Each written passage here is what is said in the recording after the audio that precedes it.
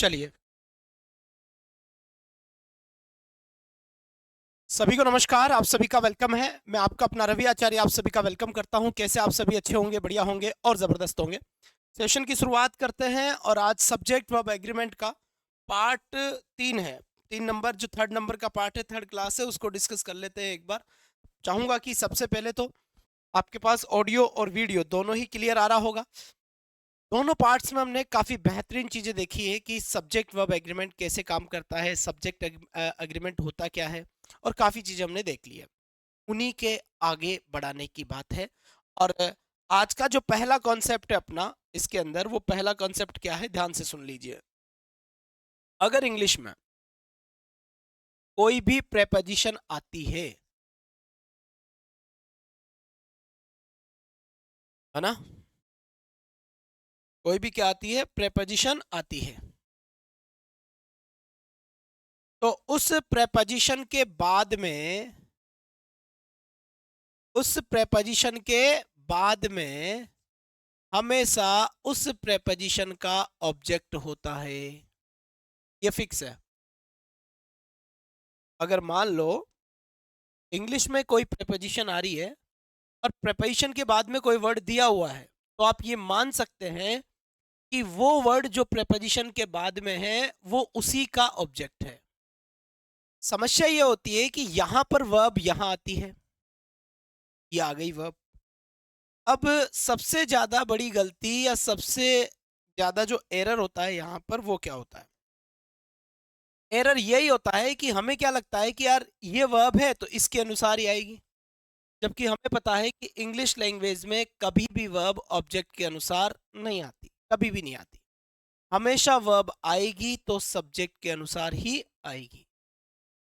पर हम यहाँ नजदीक होने के चक्कर में हम गलती कर देते हैं। इसका और इसका आपस में कोई रिलेशन नहीं होता। तो फिर सब्जेक्ट कहाँ होता है? सब्जेक्ट प्रेपोजिशन के पहले होता है। सब्जेक्ट प्रेपोजिशन के पहले होता है यहां पर। जब सब्जेक्ट प्रेपोजिशन के पहले होता है यहां पर, तो ये बात तो क्लियर हो गई कि यहां जो वर्ब है, ये वर्ब हमेशा इसके अकॉर्डिंग ही आएगी। अब ये वर्ब हमेशा इसके अकॉर्डिंग ही तो आएगी भाई, क्योंकि और का तो कोई लेना देना ही नहीं है। तो जब ये वर्ब इसके अकॉर्डिंग ही आएगी, अगर ये सब्जेक्ट सिंगुलर है तो ये वर्ब भी सिंगुलर, और अगर ये सब्जेक्ट प्लूरल है तो ये वर्ब भी प्लूरल। इसका और इसका कोई लेना देना नहीं है। जैसे मैंने आपके सामने लिखा यहां पर, Arun, Arun with, Arun with his friends, Arun with his friends was ever going to attend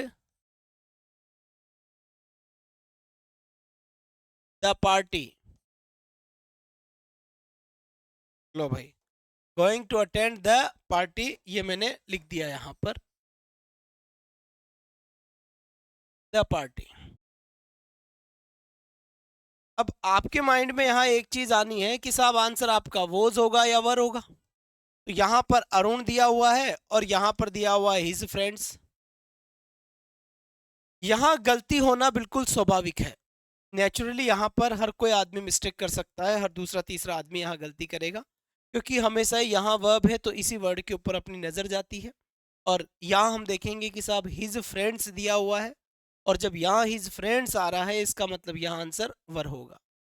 लेकिन जब मैं यहाँ देखूंगा कि भाई यहाँ पर तो विद दिया हुआ है, और विद तो प्रेपोजिशन है, और प्रेपोजिशन के बाद में हमेशा प्रेपोजिशन का क्या आता है? ऑब्जेक्ट आता है। जब प्रेपोजिशन के बाद में हमेशा ही प्रेपोजिशन का ऑब्जेक्ट आता है, तो फिर हिज फ्रेंड्स के अकॉर्डिंग वर्ब कैसे आ सकता है? क्योंकि ये तो है ही ऑब्जेक्ट, और वर्ब कभी भी ऑब्जेक्ट के अनुसार नहीं आती। वर्ब हमेशा सब्जेक्ट के अनुसार ही आती है, फिर चाहे वो वर्ब कहीं पर भी हो या फिर वो सब्जेक्ट कहीं पर भी हो सकता है यहाँ पर कि सब्जेक्ट यहाँ है तो भी हमें वर्ब इसके अकॉर्डिंग ही रखना है, चाहे पास में हो या फिर दूर हो, ये हमें ध्यान में रखना है। क्लियर है? तो यहाँ अरुण के अनुसार ये मेरा एक्चुअल सब्जेक्ट है अरुण, और अरुण के अनुसार मेरा वो जो आंसर होगा वर आंसर नहीं होगा। तो यहां से एक बात समझ में आ गई, जो आज का कॉन्सेप्ट है वो कॉन्सेप्ट क्या कहता है कि यदि प्रेपोजिशन के बाद जो भी वर्ड होता है वो हमेशा ही प्रेपोजिशन का ऑब्जेक्ट होता है, और इंग्लिश लैंग्वेज में वर्ब जब भी आएगी वो हमेशा ही, जब भी वर्ब आएगी वो सब्जेक्ट के अनुसार ही आएगी, चाहे सब्जेक्ट पास में हो तो ठीक है, सब्जेक्ट चाहे दूर हो तो ठीक है, पर हमेशा वर्ब इंग्लिश लैंग्वेज में सब्जेक्ट के अनुसार ही आती है। अब ऐसे बहुत से हैं, जैसे मैंने यहां लिखा with, along with,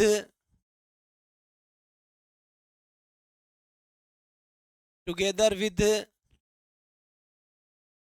along with, together with, as well as, with along with, together with, as well as, like,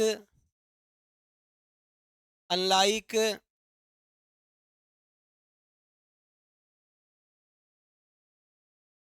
accompanied by, guided by। देखिए, विद आ जाए, अलोंग विद आ जाए, टुगेदर विद आ जाए, एज वेल एज आ जाए, like आ जाए, unlike आ जाए, अकम्पेनिड बाय आ जाए, गाइडेड बाय आ जाए, या फिर रेदर देन आ जाए, या फिर नो लेस देन आ जाए,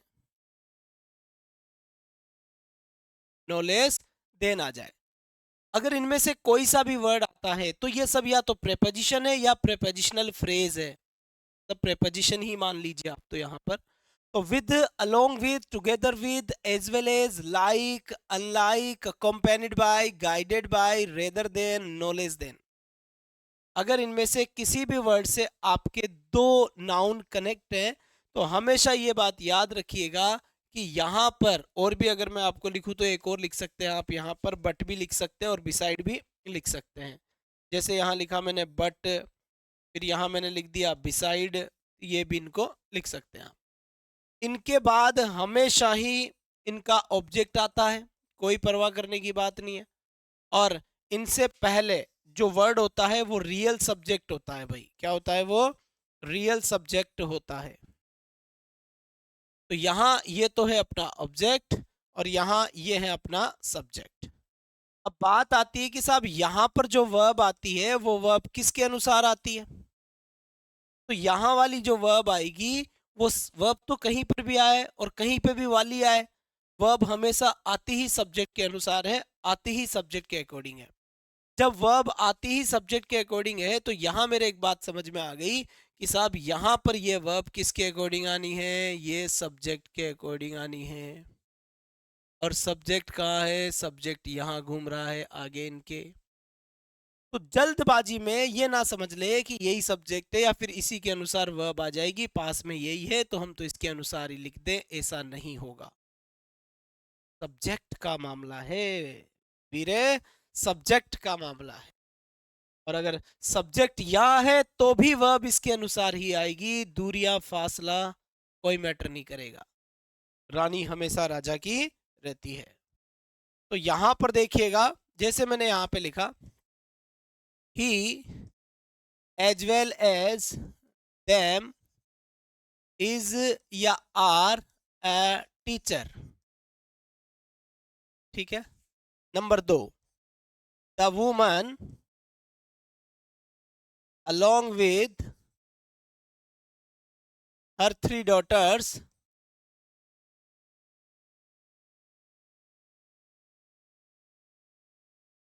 was या were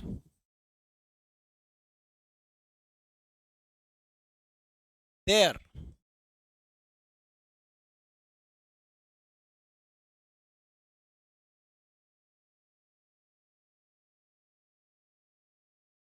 फिर यहां पर देखो, my brothers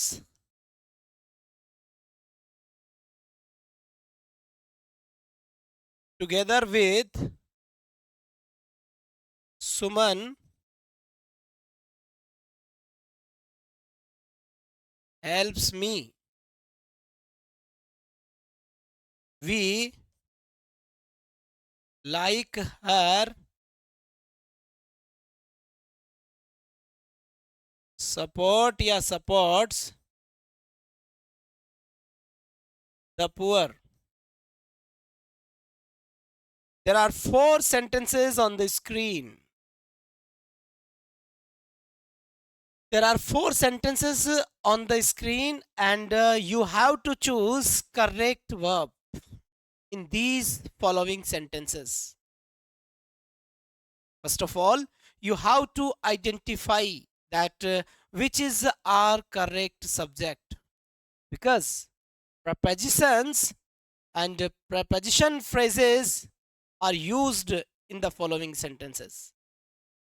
We can see in the first sentence there are 2 words, and words are he and another one is them.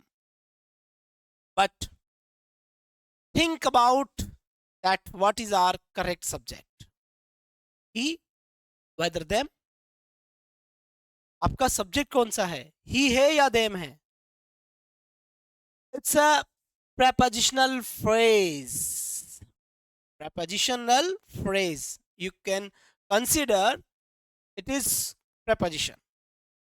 And you know very well, आप अच्छे से जानते हैं, you know very well that after preposition or prepositional phrase, the word which has been given, that will be object of the preposition. वो उसी preposition का क्या होगा? Object होगा. But the word which is the first word, that is he is our real subject. ये हमारा कौन सा subject हुआ साहब? Real subject हुआ. सब्जेक्ट में तो ही लिखा हुआ है और दुनिया को पता है कि ही आपका सिंगुलर होता है. So your verb will be singular in the first sentence because your subject is singular, that is he. And here is and are. Your options are is and are. You know, are is plural and is it singular. Are is used with plural subjects and it is used for singular subject. So our subject is he. Subject हमारा ही है जनाब. तो ही के according अपना answer क्या होगा? Is हो गया, आर नहीं. Are is incorrect choice. Are is incorrect answer, but it is right answer, the first sentence. As well as in the second sentence, the sentence is the woman along with her 3 daughters. You can see here along with. Along with is a prepositional phrase like as well as. जैसे यहाँ as well as था, same ऐसे ही यहाँ पर along with दिया हुआ है. And after along with prepositional phrase है. तो यहाँ पर ये जो हर 3 daughters है, यहाँ पर बेशक यहाँ पर एक पुत्री की बात नहीं चल रही जनाब, 3 पुत्रियों की बात चल रही है. Because the word which is here, that is 3 daughters, and 3 daughters is plural. Not we are not talking here only single daughter. We are talking here about 3 daughters. 3 पुत्रियों की यहाँ बात चल रही है. और जब यहाँ पर 3 daughters की बात चल रही है तो ये तो प्लूरल है. But the word is not our subject. The word is object. Prepositional object. prepositional phrase का ऑब्जेक्ट है, prepositional का ऑब्जेक्ट है, इसीलिए ये सब्जेक्ट नहीं है. तो यहाँ वाला वर्ड चाहे सिंगुलर हो चाहे यहाँ वाला वर्ड प्लूरल हो, हमारी वर्ब पे क्या इम्पैक्ट पड़ेगा? क्योंकि वर्ब को प्रभावित करने वाला ओनली इंग्लिश लैंग्वेज में एक ही वर्ड होता है, and that is subject. Raja subject होता है साहब. तो इस सेंटेंस का जो अपने को सब्जेक्ट मिला है, वो सब्जेक्ट क्या है? वुमन. सिंगुलर है, महिला. अगर ये विमिन होता, WOMEN विमिन, तो ये प्लूरल होता, MEN. वुमन MAN को बोलते हैं, विमिन EN को बोलते हैं. तो विमिन प्लूरल होता है वुमन का. बात समझ में आ गई होगी मेरे ख्याल से कि कहना क्या चाहता हूं मैं, व्हाट आई वांट टू से. तो यहां पर करेक्ट जो बनेगा अपना, वो सही आंसर क्या होगा जनाब? यहां सही आंसर होगा आपका was is right answer, were is incorrect. क्योंकि वुमन के अनुसार वर्ब आना है, 3 डॉटर्स से यहां पर कोई भी लेना देना नहीं है. फिर इसके बाद अगर हम बात करें क्वेश्चन नंबर 3 क्या कहता है, देख लेते हैं। My brothers together with Suman, real subject कौन सा है? क्या सुमन है या फिर माई ब्रदर्स है? प्रेपोजिशनल फ्रेज या प्रेपोजिशन के बाद में तो ऑब्जेक्ट आता है, इसमें तो कोई दो राय वाली बात नहीं है। तो यहां पर ये जो वर्ड दिया हुआ है जनाब, ये ऑब्जेक्ट है इस प्रेपोजिशनल फ्रेज का। ऑब्जेक्ट है सुमन, सब्जेक्ट कौन है? ये है सब्जेक्ट। और सब्जेक्ट सिंगुलर है या प्लूरल? प्लूरल है। पता है हमें कि यार ब्रदर नहीं है, ब्रदर्स है। ब्रदर होता तो एक भाई, ब्रदर्स इट मीन्स ज्यादा भाई, ब्रदर्स इट मीन्स ज्यादा भाई। तो यहां पर जो अपना करेक्ट आंसर होगा माय ब्रदर्स के अकॉर्डिंग हेल्प आंसर होगा, हेल्प्स आंसर नहीं होगा। 4-1 इज 4 नंबर का जो क्वेश्चन दिया हुआ है यहां पर, वी लाइक हर। ये लाइक पसंद करने नहीं है इसका मतलब, लाइक का मतलब ये है उसकी तरह है। राहुल मनोज की तरह है, तो ये तरह होता है ना, लाइक वाइज, लाइक वो लाइक है। तो यहां अगर मैं आपसे बात करूंगा तो आपको अच्छे से समझ में आ जाएगा कि वी का मतलब क्या है। ये सब्जेक्ट होगा अपना रियल, या आपकी एज ए प्रेपोजिशन यूज हुआ है। और यहां पर ये जो हर है ये एज ए ऑब्जेक्ट है, इस प्रेपोजिशन का ऑब्जेक्ट यही है भाई। तो अपना सब्जेक्ट क्या है? ये है वी। और वी अगर अपना सब्जेक्ट है तो इसके अकॉर्डिंग मेरा आंसर क्या हो जाएगा? Support is the correct answer for the question. Support यहाँ एकदम सही, सटीक और बढ़िया आंसर होगा, बेहतर आंसर होगा, शानदार आंसर होगा। चलें आगे, कोई दिक्कत नहीं हो तो बढ़े। ठीक है साहब। इसके बाद अब आप बात करते हैं अपन नेक्स्ट कॉन्सेप्ट की। यहाँ पर हमने number of the number of वाला कॉन्सेप्ट देख लिया क्या? नहीं देखा हमने, यही हम पढ़ लेते हैं। कई बार क्या होता है, इस टाइप से भी वर्ड आता है, जैसे यहां देखिएगा अ नंबर ऑफ, फिर आ जाता है a large number of, a large number of, फिर आता है a great number of, a great number of, इसके बाद आता है a variety of, a variety of. Same ऐसे ही एक दूसरी फ्रेज, दूसरा कॉन्सेप्ट आता है द नंबर ऑफ, इसके बाद आता है the large number of, the large number of, फिर आता है जनाब यहां पर the great number of, the great number of, और द वेराइटी ऑफ। लो, इन दोनों के दोनों में डिफरेंस क्या है? What is the difference between these two concepts? इन दोनों कॉन्सेप्ट्स में डिफरेंस क्या है? अगर आपसे कहा जाए तो आपका जवाब क्या होगा? तो मैं आपको एक सिंपल सी बात बताता हूं। जो मुझे दिख रहा है, मेजर डिफरेंस जो दिख रहा है, केवल देखने की बात कर रहा हूं मैं, इनकी मीनिंग की बात नहीं कर रहा। दिखने में आपको क्या डिफरेंस दिख रहा है, आपको केवल ये सोचना है। मेरे बात समझ में आ गई कि देखो सर इसमें एक ही डिफरेंस है। मैंने कहा भाई क्या है? सर देखो यहाँ तो ए आ रहा है और यहाँ पर द आ रहा है, मेजर डिफरेंस यही है। अब आप पूरे को देख लो, पूरे में भी मेजर डिफरेंस आपका यही होगा। क्या होगा कि सर यहाँ पर अ नंबर ऑफ आ रहा है तो यहाँ द नंबर ऑफ आ रहा है, यहाँ अ लार्ज नंबर ऑफ है तो यहाँ पर द लार्ज नंबर ऑफ है, यहाँ अ ग्रेट नंबर ऑफ है तो यहाँ द ग्रेट नंबर ऑफ है, यहाँ अ वेराइटी ऑफ है तो यहाँ द वेराइटी ऑफ है। तो यहाँ ए और द का मेजर डिफरेंस है। अब बात क्या आती है आगे, इसके बाद में जो भी वर्ड आएगा ना, जो भी वर्ड आएगा, इसके या इसके बाद लिख देता हूं मैं, दोनों के साथ में लिख देते हैं हम यहां, इन दोनों के ही साथ।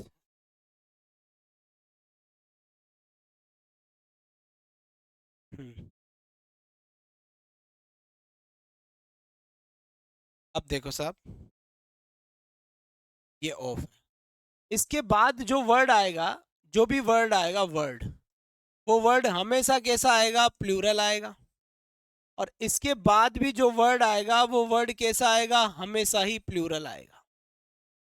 अगर आपके बात समझ में आ गई तो आप समझ गए कि यहां तक मामला बिल्कुल सेम चल रहा है, यहां तक मामला बिल्कुल सेम चल रहा है कि अ number of, a large number of, a great number of, a variety of, the number of, the large number of, the great number of, the variety of. इनके बाद जो भी वर्ड आएगा वो वर्ड हमेशा ही प्लूरल आएगा, पहली बात तो ये। दूसरी बात, अगर इनके साथ मुझे कभी वर्ब लगानी पड़ी, वर्ब, तो याद रखें ये ए वाली सीरीज के साथ तो वर्ब कैसी आएगी, प्लूरल आएगी, और ये द वाली जो सीरीज है, इस द वाली सीरीज के साथ वर्ब कैसी आएगी, सिंगुलर आएगी। मतलब डिफरेंस केवल वर्ब का है, जो मेजर डिफरेंस है वो मेजर डिफरेंस ओनली वर्ब का है, क्योंकि इनके जस्ट बाद में जो वर्ड आएगा वो वर्ड तो प्लूरल ही आएगा, जो भी नाउन या प्रोनाउन आएगा वो प्लूरल ही आता है दोनों ही केस में, चाहे ए वाले से स्टार्ट हो चाहे द वाले से स्टार्ट हो। डिफरेंस जो होगा वो वर्ब का होगा, जो मेजर डिफरेंस है वो वर्ब का है। ए वाली सीरीज के साथ, यानी कि जो फ्रंट पे फर्स्ट कॉन्सेप्ट दिखाई दे रहा है उसके साथ वर्ब हमेशा प्लूरल आती है, सेकंड वन जो दिया हुआ है इसके साथ वर्ब सिंगुलर आती है। जैसे मैंने यहां पर एक क्वेश्चन लिखा, a number of the student, a number of the student या a number of the students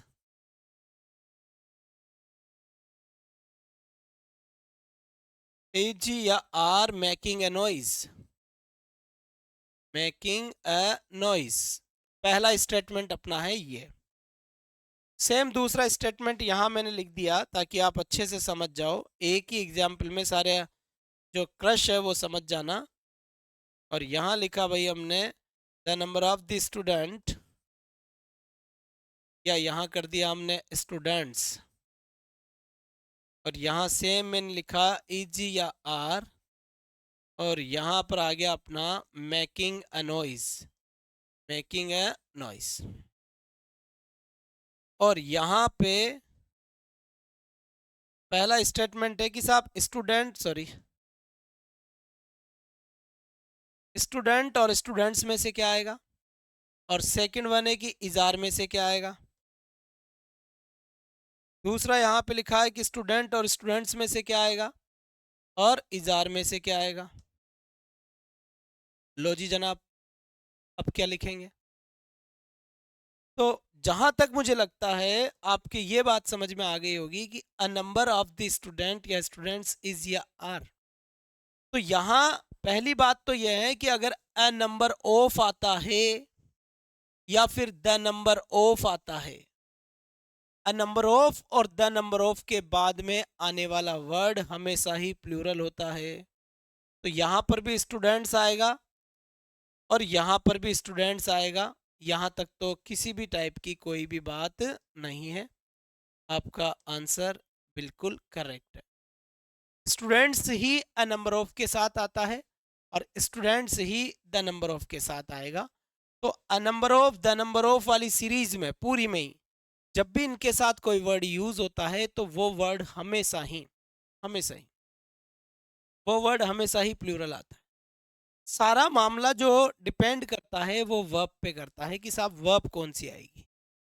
तो मुझे जहां तक लग रहा है यहाँ जो वर्ब होती है वो वर्ब कौन सी आती है, इज या आर, इज या आर। तो एक के साथ वर्ब आती है प्लूरल, इज गलत है, और द के साथ वर्ब आती है सिंगुलर, आर गलत। बस वर्ब का आपको ध्यान रखना है, बाकी आपको कुछ भी ध्यान नहीं रखना। फिर मैं यहाँ पर एक दूसरा एग्जाम्पल अब देता हूं यहाँ पर, अ great number of the players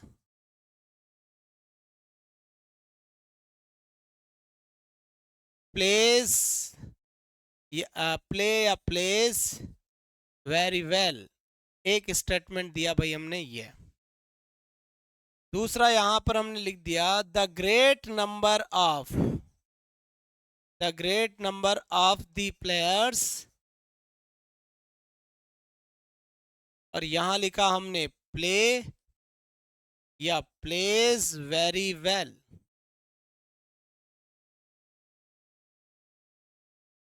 ये प्ले और प्लेस कर दिया, ये प्ले और प्लेस कर दिया। बताइए साहब, यहाँ पर सही आंसर क्या होगा और क्या नहीं होगा।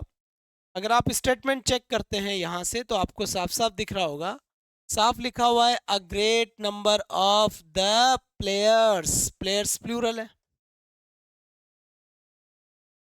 और यहाँ अगर देखोगे आप तो the great number of the players, यहाँ पर भी ये प्लेयर्स प्लूरल, सॉरी ये प्लेयर्स क्या है, प्लूरल है। तो चाहे ऐसे मामला शुरू हो चाहे मामला द से शुरू हो, इससे फर्क नहीं पड़ता। ए वाले के साथ भी लास्ट में प्लूरल आता है और द वाले के साथ में भी लास्ट में प्लूरल आता है। लेकिन जो वर्ब होती है, ए वाले के साथ वर्ब हमेशा ही प्लूरल आती है और द वाले के साथ वर्ब हमेशा ही सिंगुलर आती है। इसीलिए यहाँ पर वर्ब में इम्पेक्ट होता है। ये थोड़ा सा आप विशेष तौर पर ध्यान दे सकते हैं और अच्छे तरीके से समझ सकते हैं। एक क्वेश्चन हम और दे देते हैं यहाँ पर। a large number a large number of the players,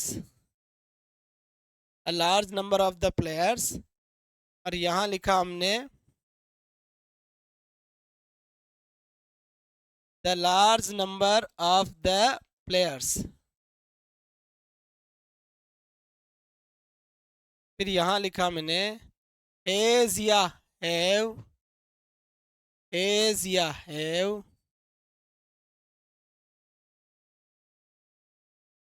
reached here, और यहाँ लिख दिया हमने reached here।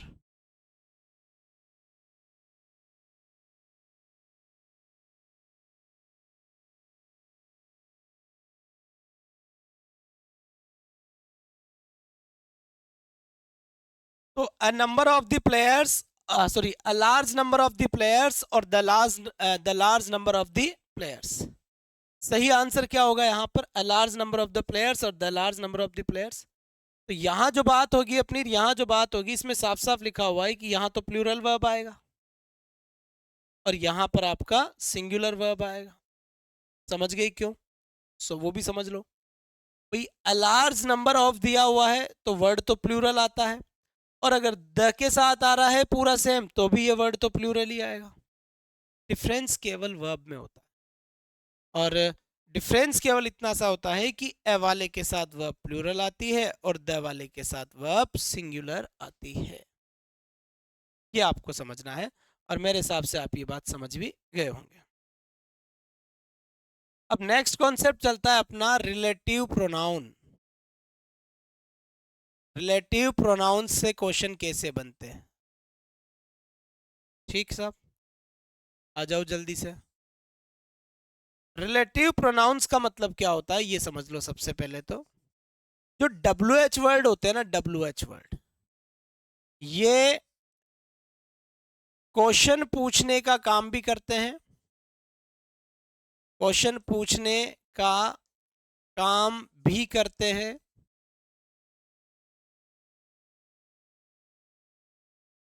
का काम भी, 2 बार काम लिख दिया यार, करते हैं। और ये रिलेटिव प्रोनाउन भी होते हैं, रिलेटिव प्रोनाउन भी होते हैं, प्रोनाउंस भी होते हैं, भी होते हैं। जब ये स्टार्ट में आए, स्टार्ट में ही आए, तो क्वेश्चन वर्ड होते हैं, क्वेश्चन वर्ड होते हैं, ये क्वेश्चन पूछने वाले होते हैं, ये क्वेश्चन वर्ड होते हैं। और जब ये बीच में आए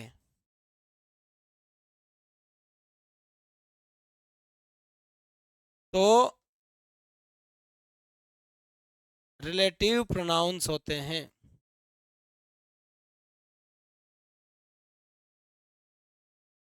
ये स्टार्ट में आएगा, इनके बाद में हेल्पिंग वर्ब आएगी, तो ये क्वेश्चन पूछने के काम में आते हैं। जैसे हु आर यू, ये क्वेश्चन वर्ड है। व्हाट इज योर नेम, ये क्वेश्चन वर्ड है। क्यों है? क्योंकि एक तो ये स्टार्ट में आ रहे हैं और दूसरा ये हेल्पिंग वर्ब है। एक तो स्टार्ट में आ रहे हैं और दूसरा ये हेल्पिंग वर्ब है, तो इसमें कोई संदेह वाली बात नहीं है। रिलेटिव प्रोनाउन, अब मेरा जो क्वेश्चन है, रिलेटिव प्रोनाउन शुरू में नहीं आता, बीच में आता है। तो पहले तो ये देख लो कि इनसे क्वेश्चन कैसे बनते हैं। इसके लिए आपको एक वर्ड याद रखना है कि अगर कोई भी रिलेटिव प्रोनाउन है, अब रिलेटिव प्रोनाउन कौन कौन से हैं जितने भी क्वेश्चन पूछने वाले वर्ड है, हु, हुम, हुज, इस टाइप के। और कॉन्सेप्ट ये कहता है कि अगर रिलेटिव प्रोनाउन के बाद में आपको कभी भी वर्ब लगानी हो, रिलेटिव प्रोनाउन के बाद में आपको कभी भी वर्ब लगानी हो, तो याद रहे कि रिलेटिव प्रोनाउन के पहले आने वाले वर्ड के अनुसार लगेगी, पहले आने वाले वर्ड के अनुसार लगेगी। मतलब यहां आने वाली वर्ब को ये वर्ड डिसाइड करेगा। लो भाई, यहां आने वाली वर्ब को, अब रिलेटिव प्रोनाउन के अनुसार ये वर्ब नहीं आती, बस यहां पर जो वर्ब आती है वो हमेशा इस वर्ड के अनुसार आती है। अगर आपने इसके साथ लगा दिया तो ये गलत है, इनकरेक्ट हो जाए। समझ में आ गया? अब जैसे मैंने यहाँ एक स्टेटमेंट लिखा, it is I who is calling you.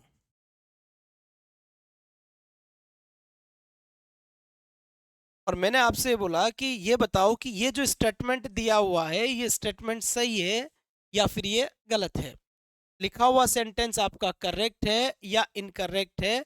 ये मेरा एक छोटा सा स्टेटमेंट है जो मैं आपसे पूछ रहा हूं, और आप मुझे इसका आंसर जरूर बताइएगा कि ये स्टेटमेंट सही है या गलत है।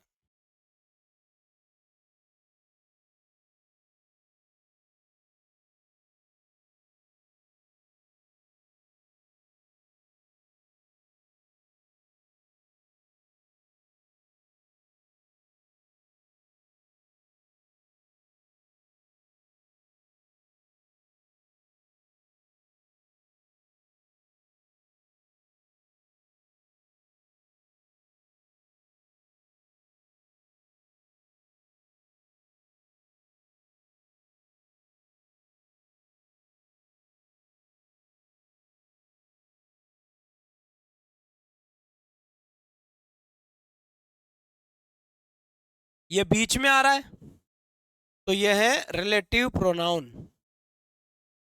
क्योंकि बीच में है ना, इसलिए रिलेटिव प्रोनाउन है।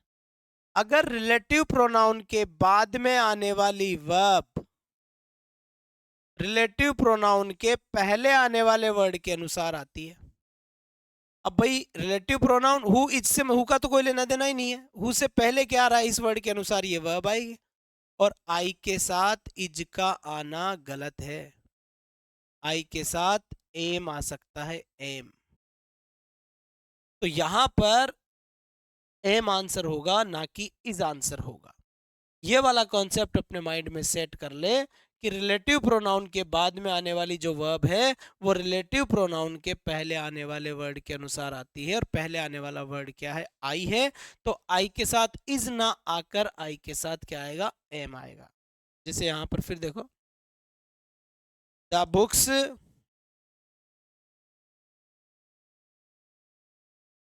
Which you gave me was या were very interesting।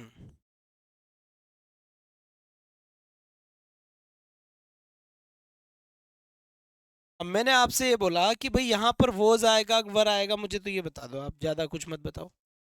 वोज आएगा या वर आएगा ये बता दो, आप मुझे ज्यादा कुछ मत बताओ। तो यहाँ पर मैं आपसे कह सकता हूँ, यहाँ लिखा है मैंने द बुक्स, फिर यहाँ लिखा है मैंने which you gave me was या वर वेरी इंटरेस्टिंग। तो यहाँ पर ये जो विच है ये किसके लिए यूज हुआ है, किताबों के लिए। द बुक्स किताबें, विच जो, यू गेव मी तुमने मुझे दिए, वॉज वर वेरी इंटरेस्टिंग। तो यहाँ पर ये वॉज या वर किसके अकॉर्डिंग, किसके विच के अकॉर्डिंग, मतलब विच के लिए आएगा, लेकिन विच तो रिलेटिव प्रोनाउन है, तो रिलेटिव प्रोनाउन विच है, तो विच से पहले क्या आ रहा है, बुक्स, और यहां बुक्स के अकॉर्डिंग यहां पर क्या यूज होगा, वर, क्यों, यहां बुक्स की बात चल रही है। अब मान लो यहां बुक्स ना होकर अगर बुक ही होता, यहां ओनली सिंगल वर्ड होता है, ऐसे the book, the book you gave me, the book you gave me, sorry, the book which you gave me was या were very interesting। अब मैं आपसे कहूं कि साहब अब बताओ मुझे आंसर क्या होगा, तो अब आप समझ गए होंगे कि साहब विच तो आ गया, लेकिन इस बार विच से पहले क्या आ रहा है, केवल बुक आ रहा है, बी डबल ओ के, सिंगुलर है। और अगर यहां ये सिंगुलर वर्ड है तो फिर मेरी सिंगुलर वर्ब आएगी जो मेरा आंसर किसको करेगी, वॉच को करेगी। कुल मिलाकर रिलेटिव प्रोनाउन के बाद में आप जो भी वर्ब लिखोगे वो वर्ब हमेशा ही रिलेटिव प्रोनाउन के पहले आने वाले वर्ड के अनुसार आती है, बाद से उसका कोई लेना देना नहीं होता। तो ये रिलेटिव प्रोनाउन का कॉन्सेप्ट था। अब ध्यान से दूसरी बात सुने। कई बार क्या होता है, कई बार किसी किसी चीज का नाम ही प्लूरल जैसा होता है, और अगर नाम ही प्लूरल है दिखने में तो भी उसके साथ वर्ब सिंगुलर आती है। क्यों? क्योंकि वो किसी न किसी का नाम होता है। ठीक, जैसे मान लो मैं आपके सामने ऐसे लिख दूं मैथमेटिक्स, मैथमेटिक्स। अब आप कहोगे सर इसमें तो एस लग रहा है, ये प्लूरल है, तो इसके साथ आप आर का यूज कर दो, ये गलत है, इजी आएगा। क्यों भाई, ये चाहे एस इसमें लग रहा हो और ये चाहे प्लूरल दिख रहा हो, पर ये नाम है किसी का, और नाम चाहे किसी का ही हो, चाहे उसमें 10 वर्ड यूज हो किसी के नाम में, तो भी नाम सिंगुलर ही होता है, और चाहे एक वर्ड हो नाम में तो भी नाम सिंगुलर ही होता है। जैसे एक मूवी का नाम है फास्ट एंड फ्यूरियस, तो फास्ट एंड फ्यूरियस दो है, तो यहां दो मत समझो इसको, फास्ट एंड फ्यूरियस नाम है। तो किसी न किसी चीज का अगर कोई ना कोई नाम होता है तो वो नाम हमेशा ही सिंगुलर होता है। ये तो जनरल कॉन्सेप्ट है जो मैंने ऐसे याद आ गया तो मैंने आपको बता दिया। अब जैसे किसी का किताब का नाम आ जाए, मान लो किसी भी किताब का नाम है और किताब का किसी भी बुक का नाम है, और बुक किसी ने लिखी और उसने बुक का नाम ही लिख दिया अथॉरिटीज, तो ये तो प्लूरल वर्ड हो गया, अथॉरिटी का अथॉरिटीज, तो ये प्लूरल वर्ब नहीं आएगी क्योंकि ये नाम है किसी भी बुक का। कोई नॉवल लिखता है, कोई क्या लिखता है, कोई क्या लिखता है, तो अगर किसी का भी नाम दिया जाता है तो वो नाम हमेशा ही सिंगुलर माना जाता है, चाहे वो दिखने में प्लूरल ही क्यों ना हो।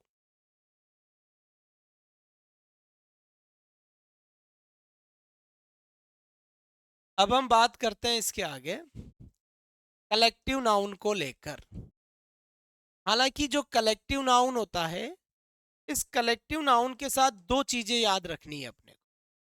पहली चीज, कलेक्टिव नाउन के साथ दोनों ही तरह की वर्ब यूज होती है। कलेक्टिव नाउन के साथ सिंगुलर वर्ब भी आती है और कलेक्टिव नाउन के साथ प्लूरल वर्ब भी आती है, प्लूरल वर्ब भी आती है।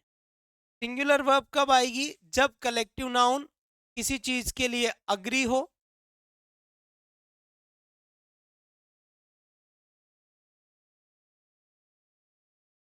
यूनानिमस हो। यूनानिमस का मतलब होता है एक मत होना, इसका मतलब होता है सहमत होना। और प्लूरल वर्ब कब आती है? जब कोई मामला डिवाइड हो या फिर मान लो कोई डिसएग्री हो, असहमत हो, तो प्लूरल वर्ब आती है। अलग अलग होना, अलग अलग इसका मतलब होता है, इसका मतलब होता है असहमत होना, मेजोरिटी। अब मान लो किसी भी क्लास में 100 बच्चे हो, किसी भी क्लास में 100 स्टूडेंट्स है, मान लीजिए कंसीडर सपोज किसी भी एक क्लास में 100 स्टूडेंट्स है, और किसी स्टूडेंट से उनसे ये पूछा गया कि साहब आपको भी जो फिजिक्स पढ़ा कर गए थे जो टीचर, वो टीचर सही है, उनको आपके लिए रख लें हम। 100 के 100 ने कहा कि हाँ सर कोई प्रॉब्लम नहीं है, रख लो। तो ये तो हो गया एक मत। मान लो मत अलग अलग हो, 100 में से कुछ बच्चे कह रहे हैं कि सर ठीक है, कुछ कह रहे हैं नहीं सर ये अच्छे नहीं है, नहीं समझ में आया, दूसरे से पढ़ाओ। तो फिर वो तो क्लास तो एक ही है, पर वो तो बट गई, डिवाइड हो गई, उनके विचार अलग अलग हो गए। पहले पहले वाली कंडीशन में विचार एक ही था कि हाँ सर बढ़िया है रख लो, लेकिन दूसरी वाली कंडीशन में विचार अलग अलग हो गए। अब कलेक्टिव नाउन किसे कहते हैं? जिस तरह मान लीजिए आपने लिखा क्लास लिख दिया, आपने यहाँ पर आर्मी लिख दिया, आपने यहाँ पर फैमिली लिख दिया, फैमिली, आपने यहाँ पर डबल एल वाई,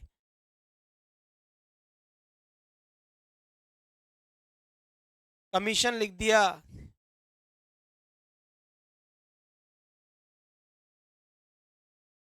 कमिटी लिख दिया, आपने कोई पैनल लिख दिया, आपने कोई बोर्ड लिख दिया, आपने जूरी बोल दिया, या फिर मान लो आपने क्राउड बोल दिया, आपने यहाँ पर मॉब बोल दिया, आपने ऑडियंस बोल दिया, असेंबली बोल दिया। ये सब कलेक्टिव नाउन है। क्लास हो गया, आर्मी हो गया, फैमिली हो गया, कमीशन हो गया, COMMISSION सही है, कमिटी हो गया, पैनल हो गया, बोर्ड हो गया, जूरी हो गया, क्राउड हो गया, मॉब हो गया, ऑडियंस हो गया, असेंबली हो गया। ये कलेक्टिव नाउन्स है। कलेक्टिव नाउन का मतलब ये हो गया कि ये किसी न किसी के कलेक्शन है। जैसे क्लास है, अब क्लास ऐसा तो नहीं कि एक ही चीज की क्लास हो या ये बन जाए कि साहब ये क्लास, ये नहीं। क्लास स्टूडेंट्स का समूह होता है, फैमिली मेंबर्स का कलेक्शन होता है, आर्मी सोल्जर्स का कमीशन होता है, कलेक्शन होता है। कमिटी में भी कुछ लोग होते हैं, लोगों का कलेक्शन होगा कमिटी में और कमीशन में, दोनों में ही। पैनल जैसे इंटरव्यू लेने वाले 4 लोग आते हैं, तो जब 4 लोग आते हैं तो उन 4 लोगों के समूह को हम क्या बोलते हैं? पैनल बोलते हैं। क्या बोलते हैं साहब? पैनल। इसके बाद यहाँ लिखा हुआ है कि कोई बोर्ड हो गया, जैसे आरपीएससी बोर्ड हो गया, एसएससी बोर्ड हो गया, आरएसएसबी बोर्ड हो गया। तो ये बोर्ड में एक आदमी थोड़ी बैठता है कि एक ही आदमी कहते हैं कि मैं ही बोर्ड हूँ, नहीं, बहुत सारे लोग मिलकर उस पूरे बोर्ड की बात करते हैं या पूरा बोर्ड होते हैं। फिर यहाँ पर जूरी हो गया। जूरी का मतलब होता है कलेक्शन ऑफ जजेस, 4-5 जज मिलकर अगर किसी केस की सुनवाई करते हैं तो वो जूरी हो गया। क्राउड का मतलब भीड़ होता है, अगर कोई भीड़ है तो वो भी हो गया। मोब का मतलब भी आपका भीड़ हो गया। ऑडियंस जो होता है, ऑडियंस का मतलब बहुत सारे लोग जो होते हैं वो ऑडियंस आप समझते हैं। या असेंबली जो हो गया, असेंबली भी एक तरीके से वही चीज है। डन। तो मेरे ख्याल से यहाँ तक की बात आपके समझ में आ गई होगी, बढ़िया और बेहतर तरीके। अगर ये सब सहमत हैं, सब एक मत हैं, तो सिंगुलर वर्ब। पर अगर ये सहमत नहीं है, इनके अंदर मतभेद है, मत में एकता नहीं है, मतभेद हैं, मतभेद, तो फिर प्लूरल वर्ब आती है। जैसे मैंने लिखा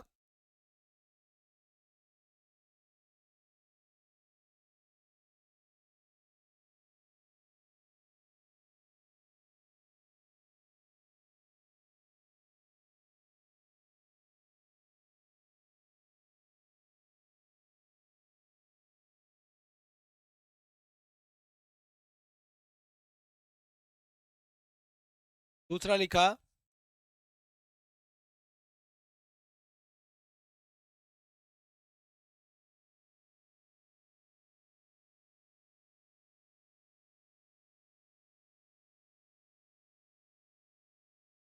लो भाई। हम्म पहला वर्ड कह रहा है कि द कमिटी वॉज या were agree to elect the chairman. Was या वर में से क्या आएगा? दूसरा लिखा है साहब, द कमिटी वॉज या were disagree to elect the chairman. इसमें क्या आएगा साहब? तो मेरे हिसाब से बात आपके अच्छे समझ में आ गई। द कमिटी वॉज या were agree to elect the chairman. तो यहां पर अग्री लिखा हुआ है, अग्रीड, ये ई है, तो इसका मतलब क्या होता है? सहमत होना। तो इसका मतलब ये सब, ये जो कमिटी है ना, इस कमिटी के पूरे लोग सहमत है चेयरमैन इलेक्ट करने के लिए। तो जब सहमत है तो मैं सिंगुलर वर्ब का यूज करूंगा। और यहां लिखा हुआ है द कमिटी, जो ये कमिटी है डिसएग्री, वो असहमत है। जो कमिटी है वो असहमत है। अगर असहमत है मतलब इनके विचार अलग अलग हैं, इनके विचारों में मतभेद हैं, और जब विचारों में मतभेद है तो फिर ये अलग अलग होंगे। तो यहां पर आपका सही आंसर क्या हो जाएगा साहब? Were is right answer for the question. यहां इसका सही आंसर क्या हो जाएगा? वर हो जाएगा। तो अगर कोई भी कलेक्टिव नाउन सहमत है, यूनेनिमस है, यूनेनिमस का मतलब होता है एक मत, ये वर्ड ऐसा कैसा आ जाता है, सहमत है, यूनेनिमस है, तो आपको सिंगुलर वर्ब का यूज करना है। मेजोरिटी की बात करता है या फिर मान लीजिएगा ये अलग अलग चीजों को रिप्रेजेंट करता है, तो वहां पर हम समझ सकते हैं कि ये प्लूरल यूज होगा या प्लूरल इसका आंसर होगा। तो ऐसे ही कलेक्टिव नाउन के साथ सिंगुलर वर्ब का यूज होता है, कलेक्टिव नाउन के साथ प्लूरल वर्ब का भी यूज होता है। डिपेंड करता है कि वो किस सेंस में यूज हो रहा है। अगर वो डिवीजन के सेंस में यूज हो रहा है, डिवाइड के सेंस में यूज हो रहा है, तो फिर मामला अलग है। और अगर एक मत के सेंस में हो रहा है, उनके विचार एक है, सिंगुलर की फॉर्म में यूज हो रहा है, यूनियन है, तो फिर वहां पर हमें सिंगुलर वर्ब का यूज करना है। तो एक मत हो तो सिंगुलर और डिवाइड हो तो प्लूरल। तो आज के लिए तो बस इतना ही। आपसे कल हम बात करेंगे सब्जेक्ट वर्ब एग्रीमेंट के पार्ट 4 को लेकर। और जहां तक है हो सकता है हम पार्ट 4, और अगर नाउन अलग से नहीं पढ़ाते हैं क्योंकि नाउन आपके सिलेबस में नहीं होगा जहां तक है, तो फिर मैं इसी का 5 मतलब जितने नाउन की हमें ज़रूरत पड़ेगी उतना नाउन मैं आपको पार्ट 5 में पढ़ा दूंगा, और लगभग 5 क्लासेस के अंदर, 5 क्लासेस के अंदर आपका सब्जेक्ट वर्ब एग्रीमेंट फिनिश हो जाएगा। आज ये आपका थर्ड पार्ट था। ठीक है, रेडी है? तो आज के लिए तो बस इतना ही। कल आपसे फिर मिलूंगा सेम टाइम सेम जगह। That's all for today. Thanks for watching. Bye bye guys, take care, thank you.